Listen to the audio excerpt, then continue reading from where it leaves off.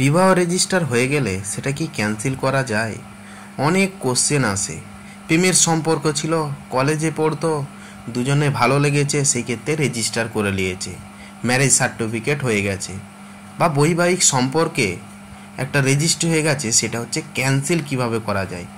হালকা বয়সে আমার ইয়ং তরুণ জেনারেশনের যেসব ভাই বোনেরা আছো, কলেজে পড়ছে, হালকা বয়স, 2-3 মাসের প্রেম প্রীতি ভালোবাসা হয়েছে, এবার হচ্ছে তারা গভর্নমেন্টের পোর্টাল থেকে ম্যারেজ রেজিস্টারের কাছ থেকে রেজিস্ট্রি করে নিয়েছে।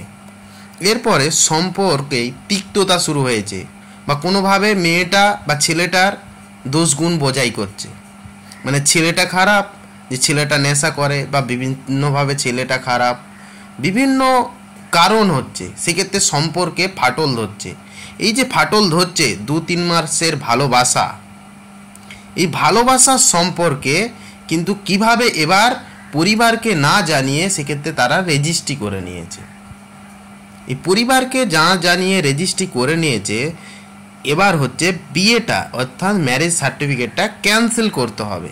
এই ক্যান্সেল করার জন্যে আপনাকে প্রাথমিকভাবে বিয়েটা কোন আইন মতো হয়েছে, মানে হিন্দু না মুসলিম না খ্রিস্টান, যেটা হিন্দু ম্যারেজ অ্যাক্ট, ম্যারেজ মানে স্পেশাল ম্যারেজ অ্যাক্ট, হিন্দু মুসলিম বোথ সেখানে হচ্ছে ম্যারেজ করতে পারবে, বা মহামেডাম আমাদের মুসলিম আইন শরিয়াত আইন যেটা আছে সেই আইন অনুযায়ী হয়েছে, না হচ্ছে তারা হচ্ছে কাবিনামা যেটা বলে সেইভাবে হয়েছে, সে বিষয়টা দেখতে হবে। তারপরে ডিভোর্স বা তাল্লাক এইসব বিষয় আসছে। ডিভোর্স হচ্ছে নালিটি অফ ম্যারেজ, হয়তো তারা হচ্ছে প্রেমপ্রীতি ভালোবাসা হয়েছে, রেজিস্টার করে নিয়েছে, কিন্তু এক বাড়ির তলায় বা ছাদে তারা একসাথে কোনোদিন থাকেনি। বিষয়টা হচ্ছে সেক্ষেত্রে নালিটি অফ ম্যারেজ আছে, বা হচ্ছে ডিভোর্সের গ্রাউন্ড আছে স্পেশাল ম্যারেজ অ্যাক্ট অনুযায়ী, হিন্দু ম্যারেজ অ্যাক্ট অনুযায়ী বিভিন্ন ধরনের সেকশন আছে আইনের।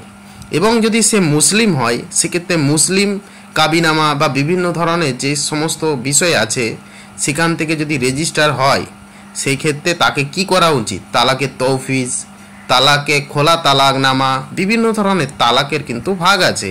এই তালাক কখন করবে বা এই ক্যান্সেল কিভাবে করা যায়, যদি আপনাদের কোনো ধরনের কোশ্চেন থাকে অবশ্যই আমাকে নাম্বারে জানাবে বা কমেন্ট করে জানাবেন।